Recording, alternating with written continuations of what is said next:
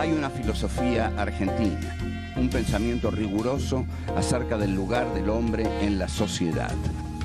Obras literarias como El Facundo, El Martín Fierro, El Matadero. Texto axial, fundamental, el plan revolucionario de operaciones de Mariano Moreno, Los muertos en Plaza de Mayo.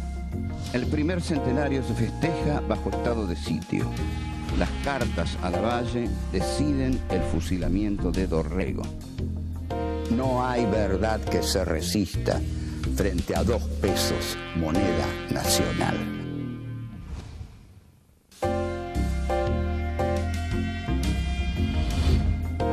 Encuentro 13. La entrada al segundo centenario. 1. La crisis y la incertidumbre. 2. Participación popular. La consigna que se vayan todos. 3.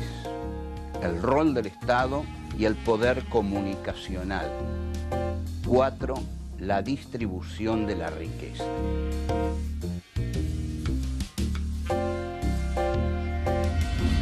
En el año 2010, la República Argentina celebra el segundo centenario de la Revolución de Mayo. Los argentinos llegamos a este momento luego de 2 crisis disímiles en la última década. La de 2001, en el país, una de las más crudas de su historia, que culmina con un profundo conflicto institucional y decenas de muertos.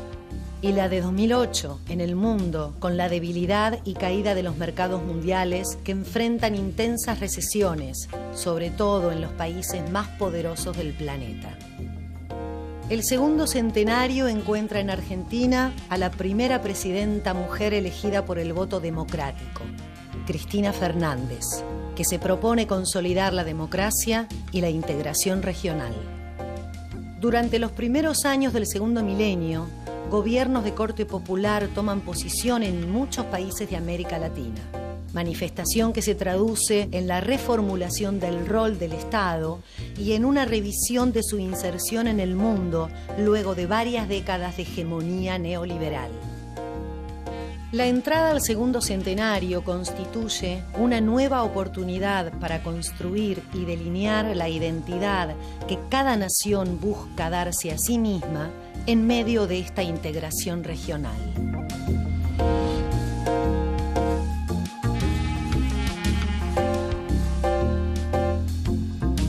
Este es nuestro encuentro número 13, es nuestro último encuentro de esta tercera temporada, ¿no? Porque este es nuestro encuentro número 3, Filosofía Aquí y Ahora 3, que durante este ciclo nos ocupamos del pensamiento nacional. Bueno, este es el programa número 13, como decía, es el último, y nos vamos a ocupar de la entrada de la República Argentina en su segundo centenario. ¿Cómo llega la Argentina a su segundo centenario? Bueno, en principio llega. Esto ya es muy meritorio, y el mundo llega, ¿no? Porque no podemos negar que muchas veces uno piensa, ¿llegará el mundo a mañana? Bueno, el mundo, a la Argentina ha llegado al 2010. Una de las crisis más graves que ha pasado en la primera década del siglo XXI fue la del 2001, año muy conocido por las Torres Gemelas, el atentado a las Torres Gemelas que se produce el 11 de septiembre del 2001. 11 de septiembre, fecha también del golpe de Pinochet contra el gobierno de la Unidad Popular de Salvador Allende. Esto del 2001 no era nuevo. Ya en 1989 se había producido un fenómeno de hiperinflación que muy provocado, que le hicieron al gobierno de Raúl Alfonsín para tirarlo, ¿no?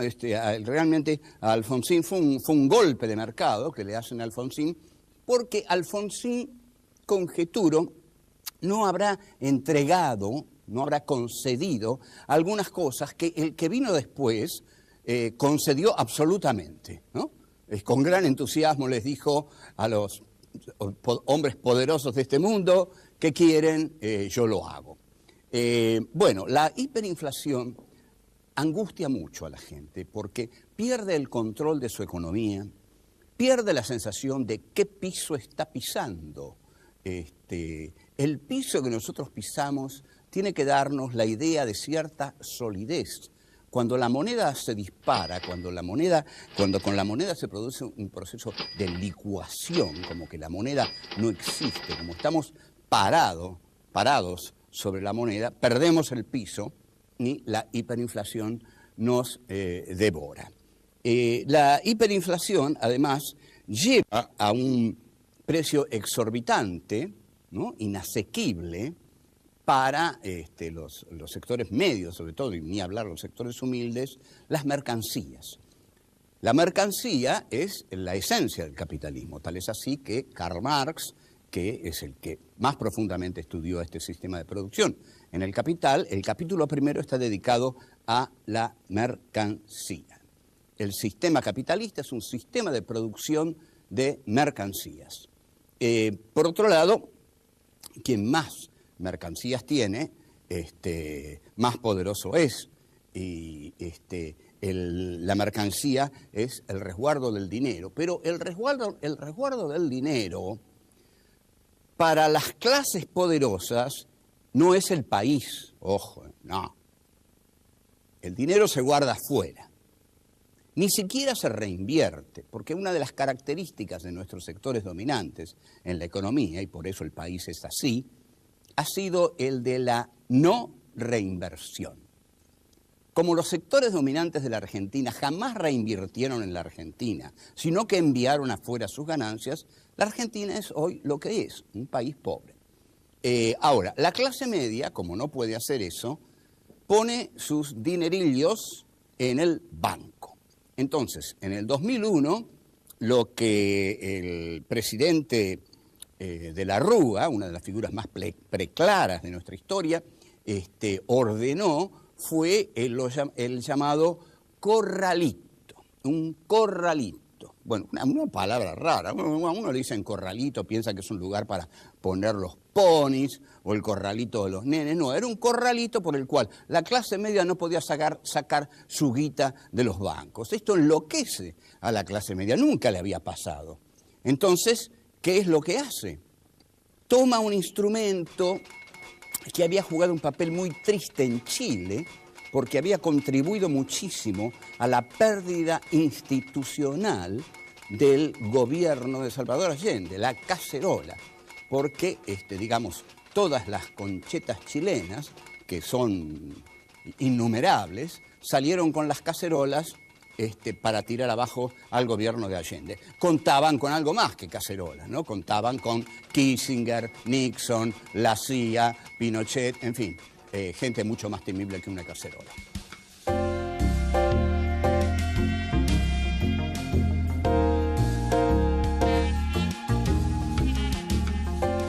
Cuando esta clase media cacerolera sale a la calle, el presidente de la Rúa lo que resuelve hacer, si es que lo resuelve él, porque en realidad es difícil imaginar a de la Rúa resolviendo cosas.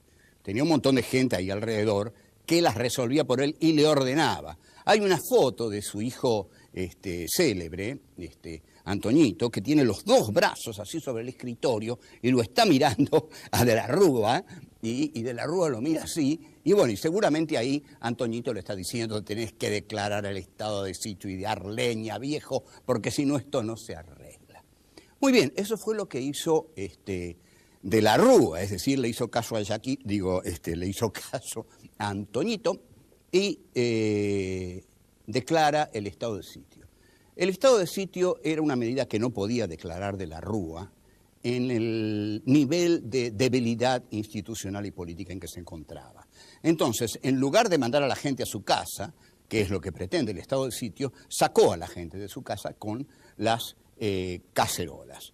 Las cacerolas derrocaron a de la Rúa, pero acá hay un problema no resuelto en la Argentina. De la Rúa se va del gobierno y hay una represión terrible, terrible en la Plaza de Mayo. Hay 30, 31 muertos,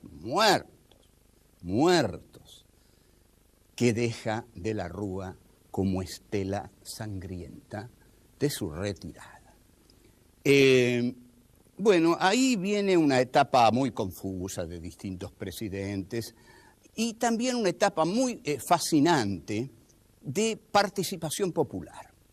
La gente sale a las plazas, a los clubes, y comienzan las llamadas asambleas populares. ¿Qué es una asamblea popular? Bueno, una asamblea popular es un ejercicio de democracia directa. ¿Qué es la democracia directa? La democracia directa es lo antagónico a la democracia por delegación. Nosotros cuando votamos a los políticos para que nos representen en el Parlamento, en el Congreso. Pero ocurre que en esa época se tuvo clara conciencia de que los políticos a los que votamos para que nos representen, no nos representan, sino que representan el poder de las empresas, al gran poder económico, no representan al pueblo. Entonces, ahí es donde el pueblo dice que se vayan todos. Ahora, ¿qué quiere decir que se vayan todos? Que se vayan todos no es tan simple como lo interpretaron tan directamente algunos periodistas de la época. No es que se vayan todos y vamos a poner de presidente al vecino del cuarto B. No, no los queremos más, nos vamos a valer por nosotros mismos. Que se vayan todos, se van de nuestro respeto, se van de nuestra valoración positiva, se van, no los queremos ver más. Entonces comienzan los estados de asamblea. La asamblea es un ejercicio de democracia directa. Estos ejercicios de democracia directa fueron un momento muy fructífero del país, al cual en cualquier momento deberíamos retornar como un ejercicio, digamos, que sea ejercido por el pueblo mismo, ¿no? Y no delegado ni en los políticos ni en los medios, sino ejercido por la población, por la civilidad que va a escucharse los unos a los otros. De este proceso, un complejo proceso, surgen unas elecciones y hay un candidato que pone Duhalde, que viene del Frío, que de joven le decían Lupín, que era un personaje del rico tipo, que dibujaba divito, que tenía una enorme nariz, y que accede a la presidencia con el 22% de los votos, porque Menem, ese personaje, en fin, entre farandulesco y diabólico, ¿no? No se presenta en el balotaje, porque sabe que si se presenta en el balotaje, Kirchner hubiera asumido con el 70% de los votos, porque ahí sí toda la gente se hubiera volcado hacia él. Pero al no presentarse, lo deja Kirchner con un caudal de votos limitado. Ahora, Kirchner, de todos modos, asume con una voluntad política muy firme. Hay presidentes que asumen adueñándose del poder, ¿no? Que uno ve que, bueno, este tipo llegó aquí para gobernar. De eso no me cabe la menor duda.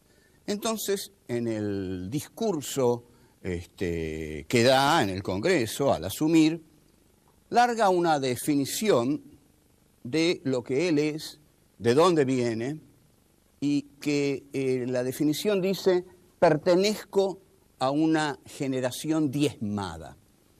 Esto asombra a muchos, preocupa a muchos, y surge una frase: se viene el surdaje. Se viene el surdaje porque si este hombre pertenece a una generación diezmada, acá la única generación que fue diezmada fue la llamada generación del 70.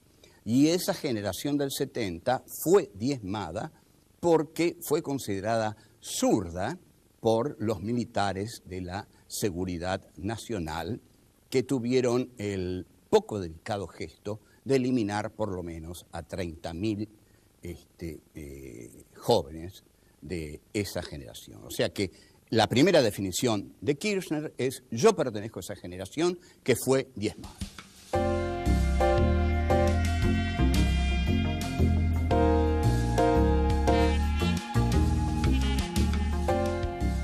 Durante los 2 primeros años del gobierno de Néstor Kirchner se da algo que todo el mundo llama la luna de miel.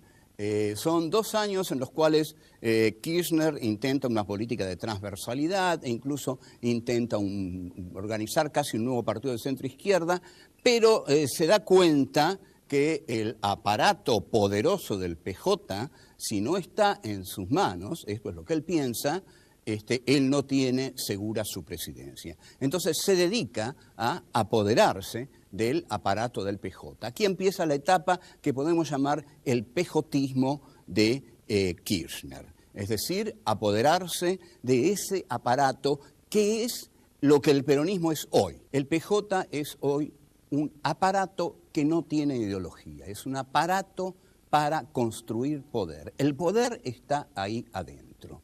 Consiste el poder en captar todo lo que uno pueda dentro de esa cosa, de ese corleonismo que es hoy el aparato justicialista, y quedarse con la parte que le dé más poder. Kirchner se mete en esos laberintos y ahí se produce una lucha que quizás nos remita a la filosofía de Thomas Hobbes. Hobbes decía que la existencia era la lucha de todos contra todos. Y esto es un poco lo que se da en el pejotismo, ¿no? La lucha de todos contra todos. Pero, sin embargo, Kirchner consigue fortalecer el leviatán, es decir, el Estado.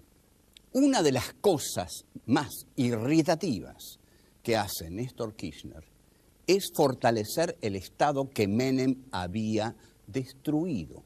¿En qué sentido lo había destruido? Lo había destruido como elemento de intervención en la economía.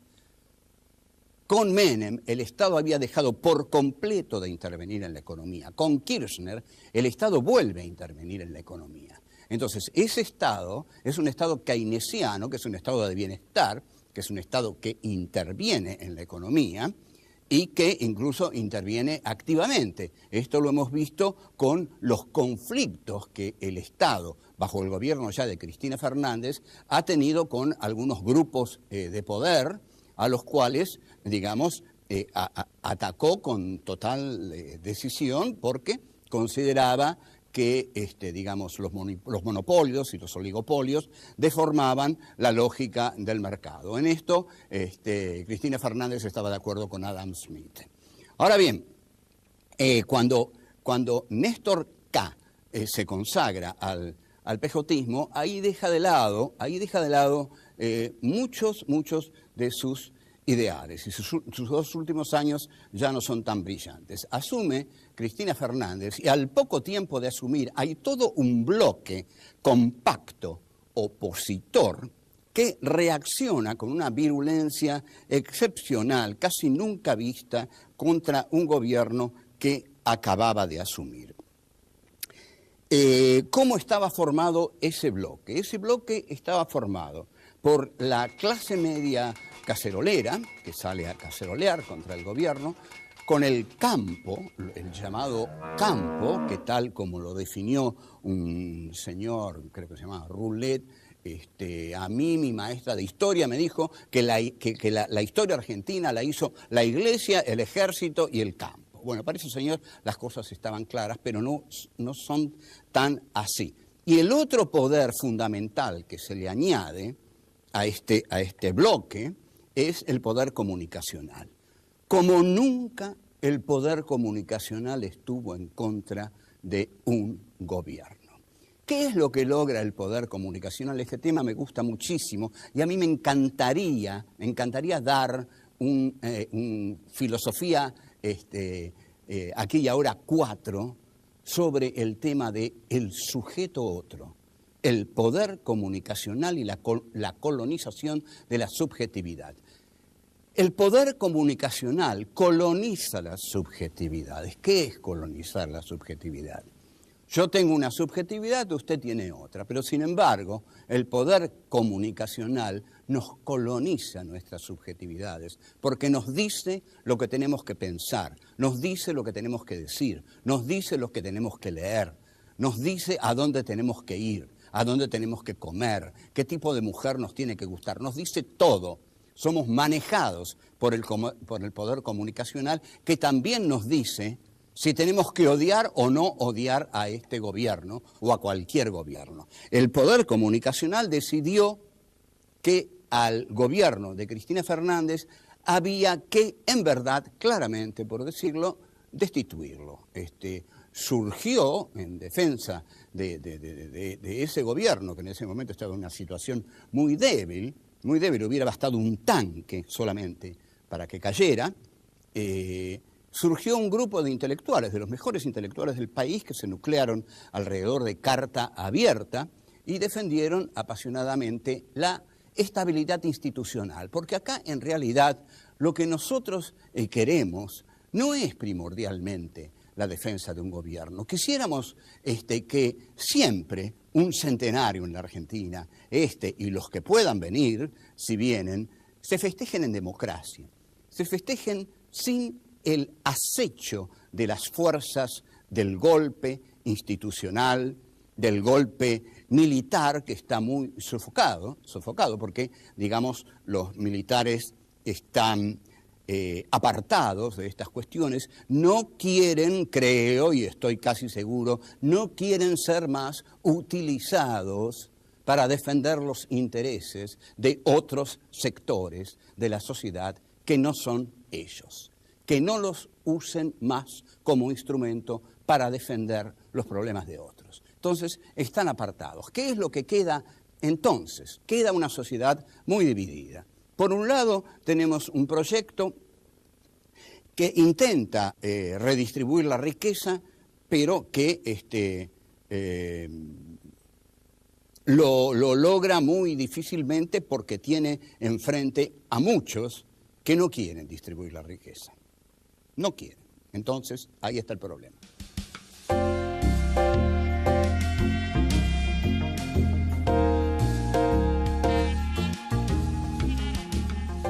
El problema de la distribución de la riqueza es que los que tienen la riqueza no quieren distribuirla. Y no quieren distribuir, pero ni siquiera un peso. Pero no lo quieren distribuir ni siquiera por el simple criterio de autoprotección, de conseguir que no haya tantos desesperados, ¿no? Porque cuanto más desesperados haya, más inseguridad vamos a tener en este país, más muros va a haber que hacer, más rejas va a haber que construir, y pronto va a haber que construir rejas electrizadas y muros de 40 metros. Entonces, como esta clase es una clase golosa, es como el amo hegeliano, que solo sabe gozar, esta clase no quiere distribuir la riqueza. Para distribuir la riqueza hay que enfrentarse a ella, pero para enfrentarse a ella hay que enfrentarse a un poder realmente muy poderoso, porque no es solo el poder de acá,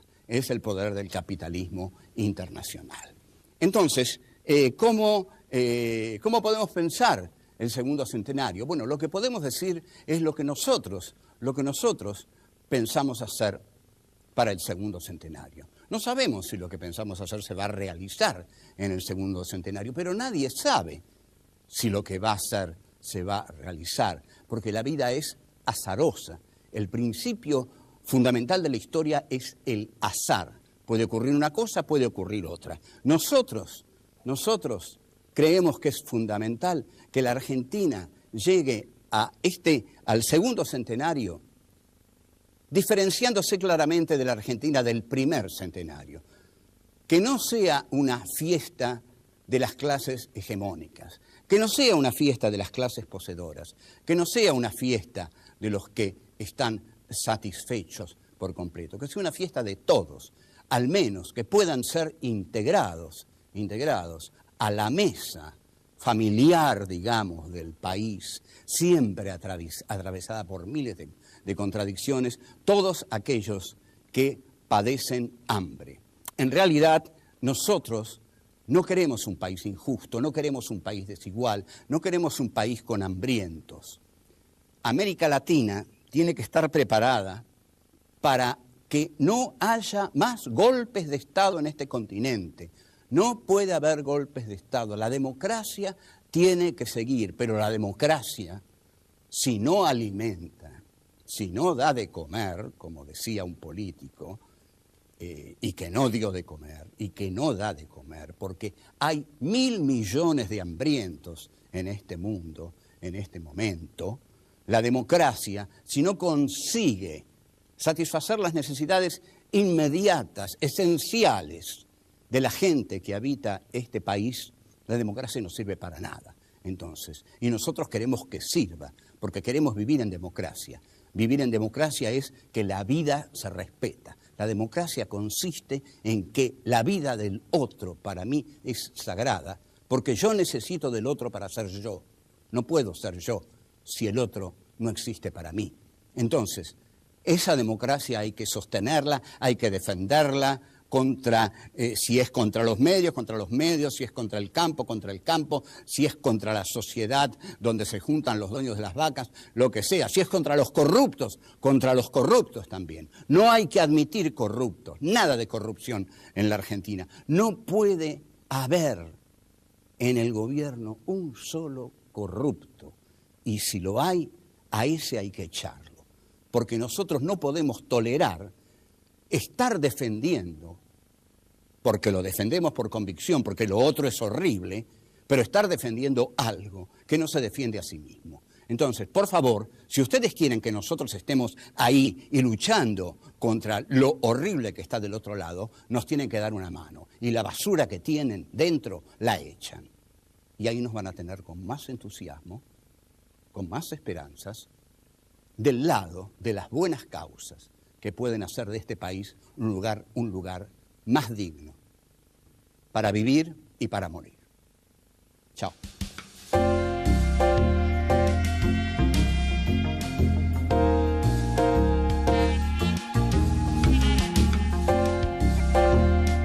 El principio fundamental de la historia es el azar.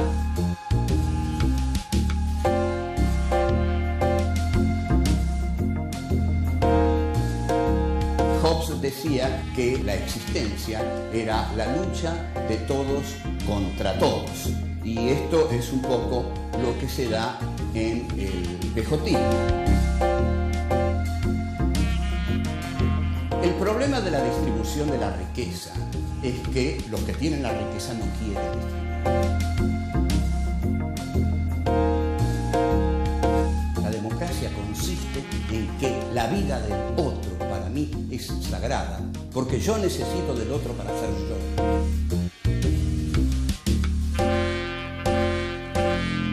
Segundo centenario de la Revolución de Mayo. Los argentinos llegamos a este momento luego de dos crisis disímiles en la última década. La de 2001 en el país, una de las más crudas de su historia, que culmina con un profundo conflicto institucional y decenas de muertos. Y la de 2008 en el mundo, con la debilidad y caída de los mercados mundiales que enfrentan intensas recesiones, sobre todo en los países más poderosos del planeta. El segundo centenario encuentra en Argentina a la primera presidenta mujer elegida por el voto democrático, Cristina Fernández, que se propone consolidar la democracia y la integración regional. Durante los primeros años del segundo milenio, gobiernos de corte popular toman posición en muchos países de América Latina. Manifestación que se traduce en la reformulación del rol del Estado y en una revisión de su inserción en el mundo luego de varias décadas de hegemonía neoliberal. La entrada al segundo centenario constituye una nueva oportunidad para construir y delinear la identidad que cada nación busca darse a sí misma en medio de esta integración regional.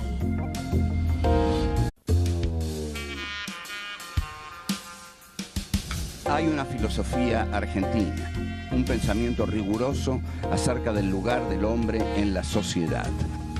Obras literarias como el Facundo, el Martín Fierro, el Matadero. Texto axial, fundamental, el plan revolucionario de operaciones de Mariano Moreno, Los muertos en Plaza de Mayo.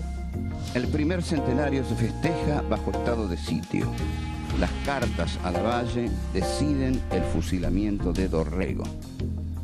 No hay verdad que se resista frente a 2 pesos, moneda nacional.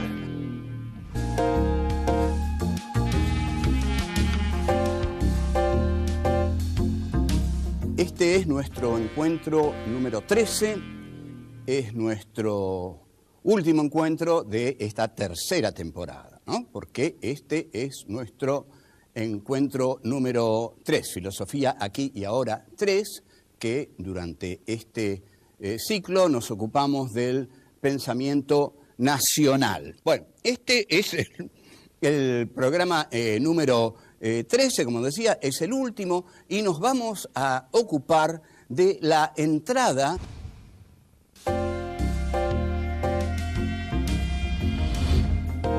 Encuentro 13, la entrada al segundo centenario.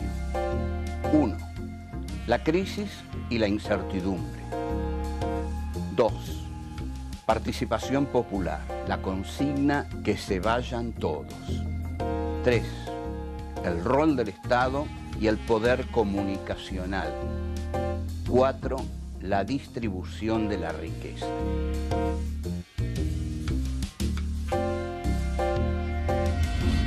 En el año 2010, la República Argentina celebra el